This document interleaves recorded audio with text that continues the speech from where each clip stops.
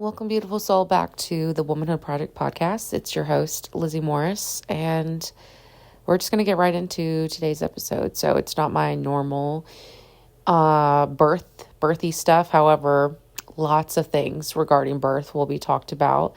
And at the end of the day, I am a human rights activist, and that's what we're going to be talking about: human rights and what's going on in Palestine, in Gaza, and just this whole debacle. Now, I'm not going to sit here and discuss the history and try to explain it to you so you know which side of history to be on, because from the get-go, I knew what was going on was wrong. And I could sit here for like 20 minutes defending myself or explaining why. All I did was listen to the TikTok sounds and repost videos. And that was kind of the extent of what I felt like I was able to do at the time. And so I'm not condemning or judging anyone who hasn't said anything, because hello, I, wasn't doing it the way I wish I would have from the beginning, because it's easier to say we have our own shit going on. It's easier to say like, well, I'm struggling to pay my bills, or I'm pregnant, I'm doing this, and I'm taking care of my kids, and I get it. I get it. But I'll tell you, I guess it was over 2 weeks ago at this point, since I haven't uploaded a podcast episode in 2 weeks. I keep wanting to. But 2 weeks ago, I obviously been watching the things that were going on in Palestine. I was watching all these, but I just didn't fully understand. And I think total ignorance for sure. I know what kind of world we live in. I know the governments. I know that when do these world powers actually care? At least they haven't proved much to us in my lifetime, right? So, but I think it's one of those things where everyone was watching and you're almost like, there's no way this is going to keep going on, right? Like, there's no way. You just almost think, I don't know, like it's a dream. Like how in our lifetime is this happening? I'm going to be referencing lots of resources basically in this episode, so that way you can go educate and form your own opinion, which I guess at the end of the day, I would judge if you think that the genocide happening is okay. I would really look at you sideways, funny, and just ask you, have you really looked at the footage? Have you really looked into what is going on? Because when I sat there these last 2 weeks and basically not necessarily like took a break from the birth world, but felt it on my heart. I was just sitting in bed one night and I don't know if I came across a video per se. I might use some really graphic stuff in here because what's happening is extremely, extremely graphic. Right now as I speak, children and women and husbands and families and doctors and hospitals, are being bombed and killed for no reason. No reason. No reason. I was going to just list off the reasons they claim, but I'm not here to debunk the murderers. Like, that's really not my goal. My goal is to share what I've read and experienced and the feelings that have ran through my veins as I'm listening to these podcasts and watching these Instagram accounts sharing. Like, as I said the other night, I think the video that I came across it was the night before my son's second birthday, my second child's second birthday. And I see little kids, little girls, I think, that are like the same size as him, hanging out of a bombed building, like their heads, two of them. I have the pictures will never leave my mind. Their heads hanging out of a bombed building. They're dead. They look asleep, but their bodies are squished between slabs of concrete.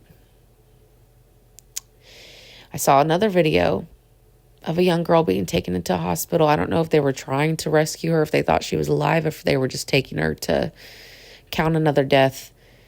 I I gotta assume she was dead because it looked like her brain was coming out of her nose, and I'm not exaggerating.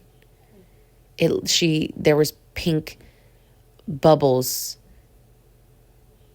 coming out of her nose, and not just bubbles. I'm talking about pink physical sludge out of a little girl that looked the size of my child. And my tears don't save anybody, but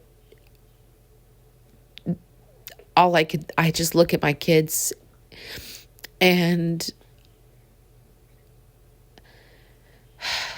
have you really sat there and put yourself in those people's shoes?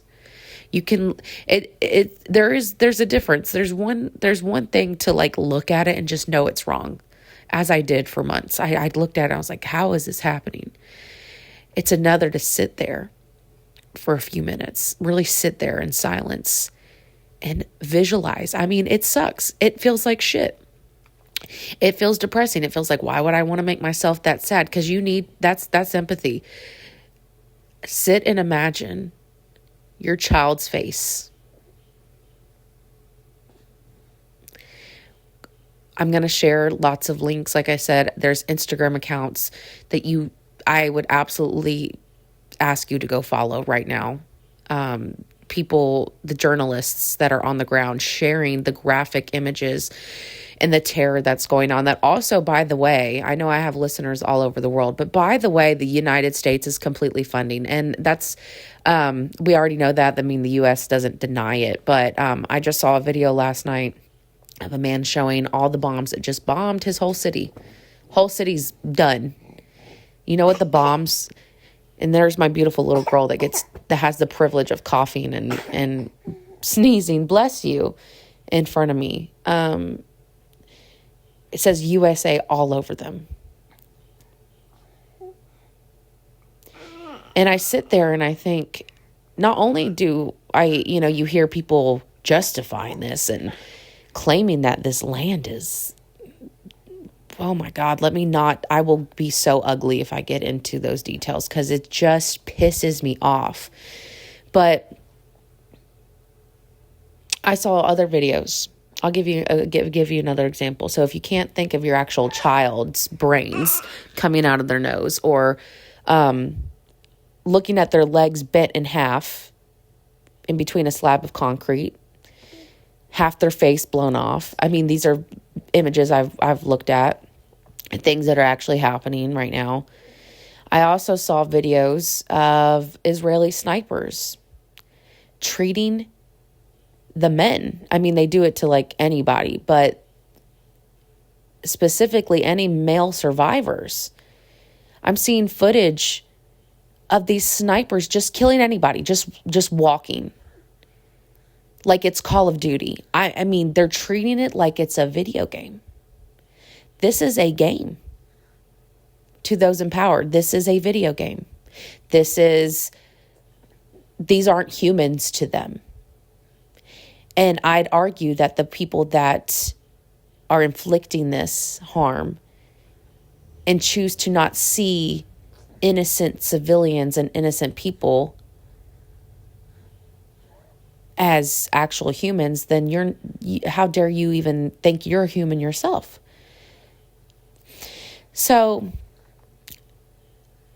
I'm going to give you a few resources. So first of all, this will all be in the show notes. If you follow me on Instagram, it's the first link in my bio. I'm going to keep the link there for, at this point indefinitely. I don't know, until Palestine is free.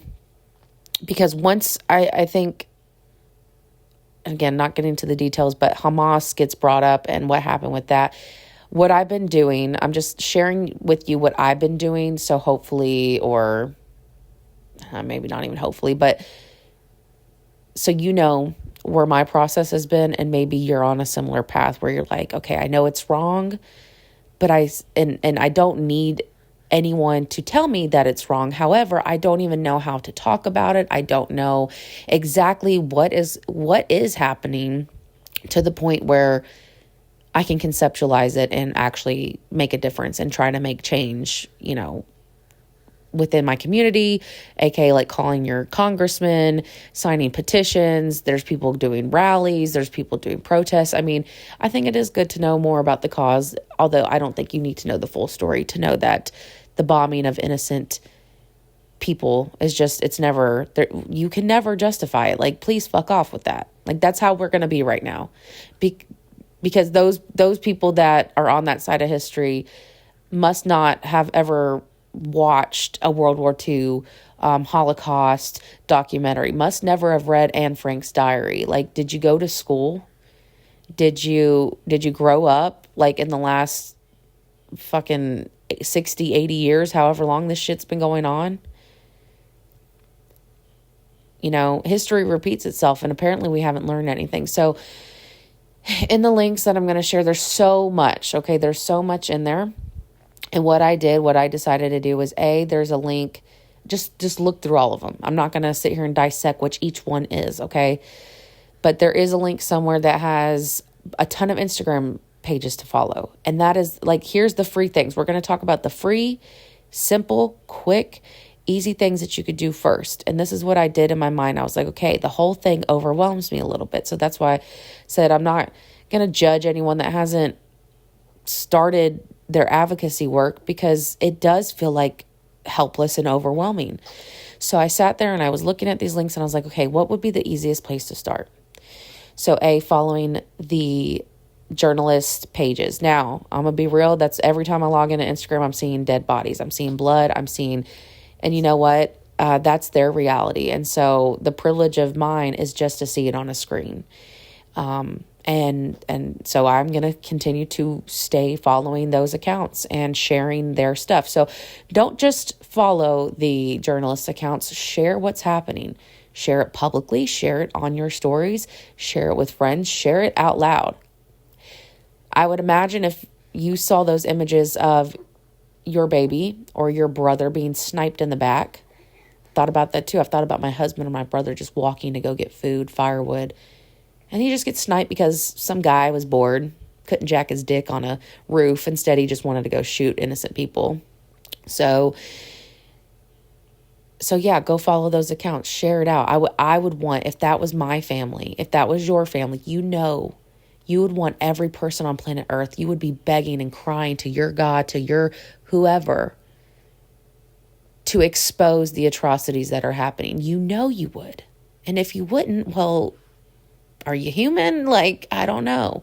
So yeah, so share those out, follow those accounts. You're going to find it on the links. Go through all of them, scroll around. Then the next thing, there's a petition somewhere in the links, okay? You'll see it says sign the petition. It literally takes, I'm telling you, it takes like 10 seconds. Okay, go ahead, sign the petition. Next thing, there's a box somewhere that says that you can email your congressman. Again, all of these petitions and the emails and all of these things, they're already filled out. You just have to put your email in and your name and you're done. You don't have to type 500 words. You put your name, you put your email in, you're done. All right, those are like the top 3 that I can remember on the top of my head to do. Follow the accounts. There's other accounts listed on there on top of the journalist accounts. Places like Operation Olive Branch is a huge, dare I say huge, but it is a organization that's playing a big part in what is going on and the aid and helping Palestinian families. You can donate if you actually have funds that you want to donate money directly to families and it is like putting a Band-Aid on a bullet wound, but we're doing it's better than doing nothing, and we're doing what we can, right? So I know not everyone can afford to donate financially, but if it's something you want to do, if you want to sacrifice your coffee every day or some kind of way, there are families in desperate need of all types of things. So Operation Olive Branch has a lot, actually basically has pretty much all of the things you would need on how to adopt a family, locate a family, all of that. There is another organization, if I remember, I have notes on all this, but I'm not going to be able to look at it right now because they're on my phone and I'm recording on my phone. But there is a organization. I think it's called PAL Humanity. Again, everything will be linked in the show notes. Definitely check every single thing out to find, at least there's bound to be an organization or family or an account that draws you in the most. And so to go into PAL Humanity, I'm 99% sure that that's what it's called. And also that they are helping, they're doing a lot of the maternity care. So pregnant women, people that are having babies, they're getting like formula and diapers and, doing prenatal care and helping in any type of way they can. And that, if you are here for the birth content, if you are here for the liberation of, women and mothers and pregnancy and all of these things, like, what's unfortunate is that women giving birth right now in Gaza and any of the things that are happening, obviously there's people with medical necessities and medical needs no matter what. But like free birth or an autonomous and intuitive birth in Palestine is like, it's just not an option right now. Bless you, baby. Could you imagine? So for those of you that are into the pregnancy and all the free birth and birth liberation and choosing to birth how you want. I mean, think about having to birth in a tent with drones going over your head and hearing bombings, hundreds of meters away. Again, these are things we need to do as a collective. We need to sit here and meditate and think, because I don't know if we're cocky as Americans. I do fear, I do fear that, not that we have another thing coming. I don't want to sound so gruesome, but it's almost like ignorance. It's a deadly thing. Propaganda is a deadly thing. Thinking that nothing like this could ever happen to you or your family, I think is scary. Of course, we would never want anything like this to happen to anybody, but it's pretty apparent that there are many people in power all over the world that don't give a fuck, and who's to say America's not next? And that terrifies me. So these women over there, they don't get the luxury of free birthing in their bathtub because their bathtub is blown to pieces. So follow PAL Humanity, check out all of their stuff, the different ways that you can help the mothers and the babies and families in Gaza. And it's not just Gaza, because Palestine has multiple, from what I'm understanding, Palestine has multiple territories throughout. It's kind of spread throughout. And so there's the West Bank, I believe, and different places that are just going to continue to get destroyed. Another thing, I'm going to link 2 podcasts that I've specifically been listening to. I don't think that they were in the initial link that I have at the top. These are just 2 podcasts that I found that actually are explaining in detail. Not only do you see the visuals on Instagram, but these are actually going to explain in words a lot of the things that are going on. Not only, I think one of the podcasts kind of goes into the politics of it, because that was something, despite what I felt, I wanted to understand the politics of it. I did want to kind of hear what other people are saying or what Israel is saying. No matter what I think of it, I want to hear what's actually being said, because then I can retaliate or form my opinion and say what I need to say. And if you don't know, basically Israel does not want to give a ceasefire. In fact, and this is the last thing I'm going to say about the details of it, and then you could just go listen to the podcast yourself. But just so you know, that Hamas has offered to give back the hostages in return for a permanent ceasefire. And then there might have been another condition as far as coming to a 2-party state or whatever, something like that. But Israel straight up said, give us the hostages. That's fine. We'll do a temporary ceasefire, but after 6 weeks, we're going to keep bombing you. That's what they said. And so it was good for me to actually really conceptualize and understand that, and hear it in these podcasts, and hear it from not only people in government, but Palestinians themselves, other Americans that are on the ground, people in Ireland. I'm listening to people all over the world talk about this shit. Okay. And so I encourage you to do the same, form your opinion, figure out where you think that your energy and your time and your help and your all of it, where do you think it could be used and valued most? Because right now, doing something is better than nothing.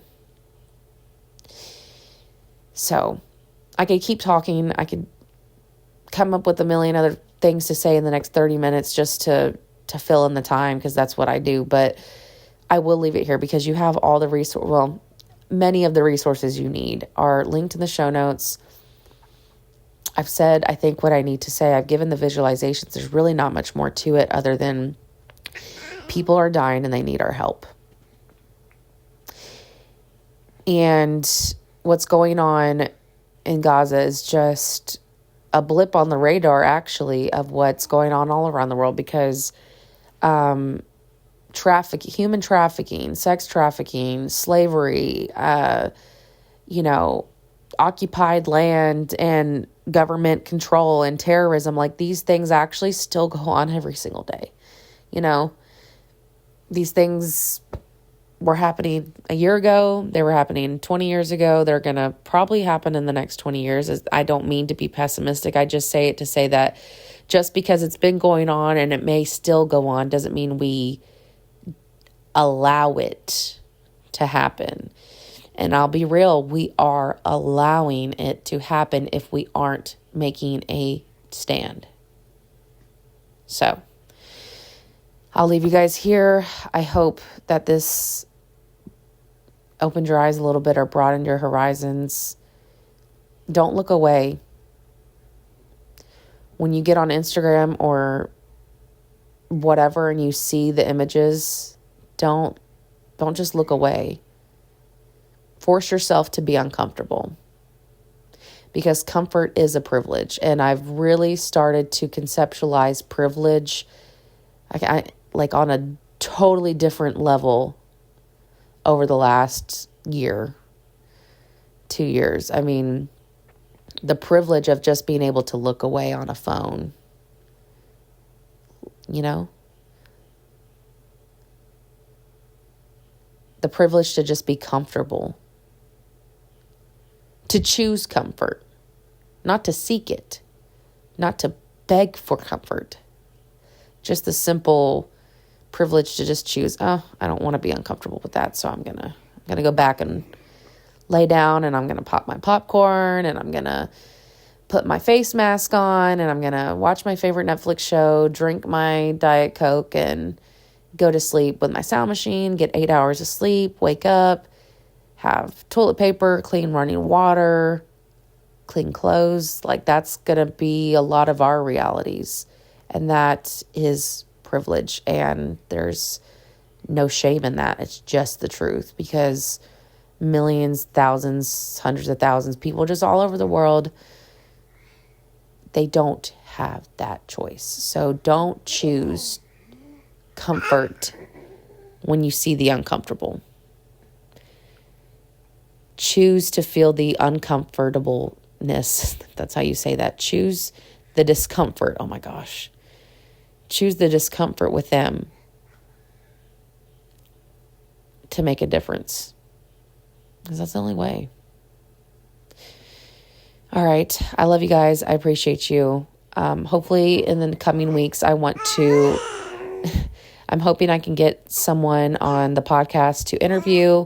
I would actually really appreciate to get a Palestinian American, anyone that has really the right to speak on it.